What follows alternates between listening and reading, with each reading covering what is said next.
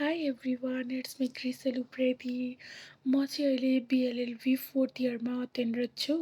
अनि अहिले चाहिँ मलाई बिएलएलबी पढिकन कोर्स सेलेक्सनमा चाहिँ पहिलोचोटि चाहिँ अलिकति प्रब्लमेटिक लाग्यो कि होइन, अलिकति ला भने जस्तो फिल भयो कि। किन भन्दाखेरि हाम्रो 4th इयरमा चाहिँ सब्जेक्ट सेलेक्सन हुन्छ अनि 4th र 5th इयरमा हामीले एउटै पढ्नु पऱ्यो। जस्तै कि त्यसमा छ क्रिमिनल छ, बिजनेस छ, कन्स्टिट्युसन छ, त्यसपछि इन्भाइरोमेन्ट ल छ होइन।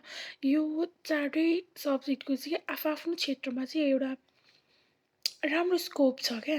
मेन कन्फ्युजन चाहिँ क्रिमिनल र बिजनेसमा भयो होइन। मैले क्रिमिनल पढेँ भने चाहिँ ला बिजनेसबारे त मलाई केही नलेजै नहुने भयो नि भन्ने जस्तो मलाई भयो होइन। अनि बिजनेस पढेँ भने चाहिँ मसँग त क्रिमिनल रिलेटेड केही नलेजै हुँदैन त। जति +2मा थियो, जति सेकेन्ड इयरमा थियो त्यति नै सीमित हुने भयो। फरेन्सिक रिलेटेड कुराहरू त मलाई थाहा नै नहुने भयो भन्ने जस्तो मलाई अहिले फिल भइरहेछ कि होइन।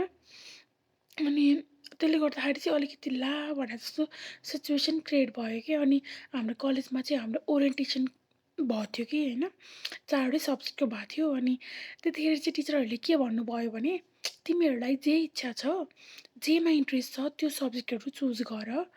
तिमीहरूको स्पेसलाइजेसन होइन यो भनेको, तिमीहरूले एलएलएममा गर्न सक्छौ। अनि त्यही भएर यो भनेको स्पेसलाइजेसन होइन, तिमीहरूको इन्ट्रेस्ट केमा छ त्यसमा जाऊ। अनि त्यसपछि ला मैले यो पढेर यो छुट्यो, यो पढेर यो छुट्यो भन्ने चाहिँ कदापि पनि हुँदैन। त्यही भएर त्यस्तो धेरै सोच्नु पर्दैन। तिमीहरूलाई जेमा इन्ट्रेस्ट छ त्यही अनुसारको पढ भनेर भन्नुभयो। अनि त्यस ओरिएन्टेसनले त ठुलो रोल प्ले गर्दो रहेछ। यस, मैले धन्न ओरिएन्टेसन लिएँ अनि मैले अहिले बिजनेस पढिरहेको छु। अनि ठिकै छ, बिजनेस रिलेटेड त मसँग नलेज भयो नि। म बिजनेसमा त केही अगाडि बढिरहेको छु नि भने जस्तो भयो। अनि केही छैन, मलाई क्रिमिनलमा झन् धेरै इन्ट्रेस्ट लाग्यो या अरू अरू अरू सब्जेक्टमा अरू इन्ट्रेस्ट लाग्यो भने ठिकै छ, एलएलएममा गरौँला नि भन्ने चाहिँ कुरा भयो। अनि त्यही हो, अहिले चाहिँ म BLLB 4th year business लको student हो एन्ड आइ एम ह्याप्पी।